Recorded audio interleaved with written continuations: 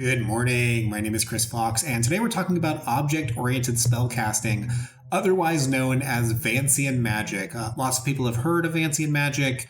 The term was coined by Jack Vance, a very famous science fiction and fantasy author, from his work Dying Earth, which I think was written in the 60s, but don't quote me on that. I haven't read it in 30-something years. I read it back in, I want to say the late 80s, maybe early 90s. But he's had a huge, profound impact on all modern science fiction and fantasy, and every video game probably that you've played in either of those genres. If you played anything from Mass Effect to Diablo, Vancian magic is part and parcel. So what is Vancian magic, and why do I call it object-oriented spellcasting? Well, it's got three distinct parts to it. And the first one is that spells are distinct objects. So a spell has properties just like a programming object would. If I am casting a fireball, that fireball always has the same range. It is always going to have the same damage range. So, might vary slightly, but it's going to do roughly the same damage every time.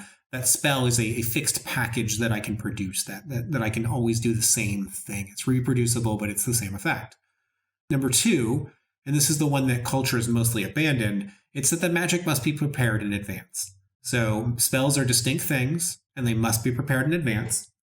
And then finally, mages can only prepare so many spells. They're going to have some limit on what that number is. Whatever causes that limit to exist, there will be a limit. And so number one and number three have become part of our modern culture. If you think about Diablo as an example, on one side, you've got your magic bar, and on the other side, you've got your health bar. And every time you produce a specific effect, it's going to tap into your mana bar, or maybe it's just an attack that you can do, but you have limits on the magical effects that you can produce. And when you produce those effects, they're always the same. So it's very much Vancian magic. And Dungeons & Dragons, the whole core of the original Dungeons & Dragons, going back to Gary Gygax and Dave Arneson, was built on Vancian magic. So almost all media and game systems that have come out in my lifetime have it, even though most of us don't know it as Vancian magic and wouldn't think of it as that. Or it's certainly not as object-oriented spellcasting.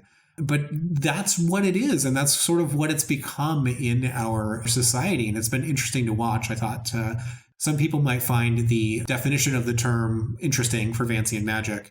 As far as the object-oriented part of it relates, if you are a programmer, it's such a big advantage, I think, when working in systems like these. Objects, for those that don't know, objects have properties. So if you think of a sword, it's got a weight. If it's in a roleplay system, it's got, probably damage. It might have a range. It could have special effects like abilities. But basically, every property is something unique that applies to that specific object, the thing that it's made out of.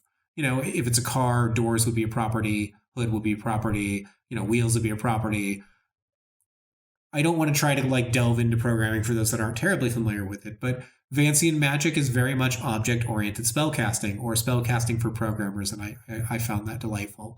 So hopefully this video was interesting to you. I do need to get back to the writing. I will see you guys next week.